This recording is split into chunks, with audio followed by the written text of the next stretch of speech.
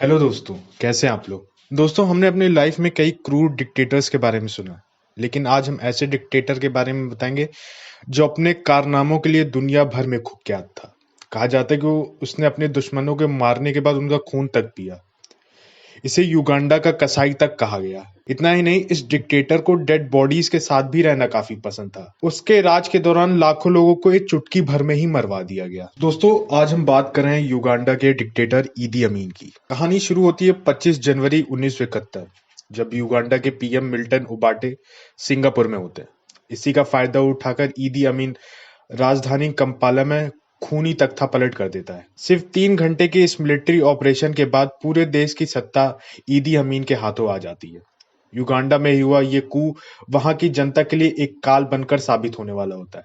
तख्ता पलट के साथ ही ईदी अमीन अपने रंग दिखाने शुरू कर देता है और शुरू होता है बेइंतहा टॉर्चर और हत्याओं का एक खौफनाक दौर। दोस्तों, ईदी अमीन खुद को दादा कहलवाना पसंद करता था और युगांडा में उसका विरोध करने वाले हर शख्स को खुलेआम मौत दी जाती थी। ईदी अमीन के साथ काम करने वाले कुछ लोगों ने जो खुलासे किए, उससे हर कोई शॉक्ड रह गया।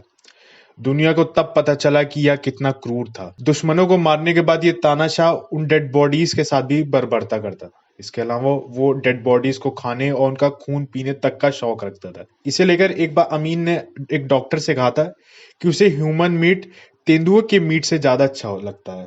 वहीं साल 1975 में ईदी अमीन ने देश के चीफ जस्टिस की हत्या इसलिए करवा दी क्योंकि उसने उसकी बात मानने से इनकार कर दिया था।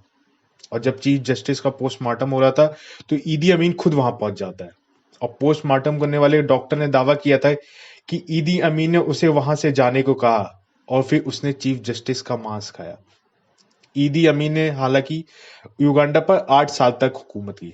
इस दौरान युगांडा की सड़कों पे हमेशा आपको लाशें दिखती ही रहती थी। कहते हैं ईदी अमीन ने अपनी हुकूमत के दौरान लाखों लोगों को मौत के घाट उतार दिया था। वहीं जब ईदी अमीन तख्ता पलटकर राष्ट्रपति बन जाते हैं तो उसने सबसे पहले वहां रहने वाले हिंदुस्तानियों को ही निशाना बनाया और 4 अगस्त 1972 को ईदी अमीन ने फरमान सुनाया कि 90 दिन के अंदर तमाम इंडियंस 2 सूटकेस के साथ युगांडा छोड़ दे। वो कहता था कि युगांडा के वेल्थ पर सिर्फ युगांडा के लोगों के ही राइट्स हैं। ईदी अमीन के इस फरमान के बाद युगांडा में रहने वाले इंडियंस एकदम खौफजदा हो जाते हैं। उन्हें अपने जमे जमाए बिजनेस को छोड़कर भागना पड़ता है। वहीं ईदी अमीन बिल्कुल ही निरंकुश होता चला जाता है।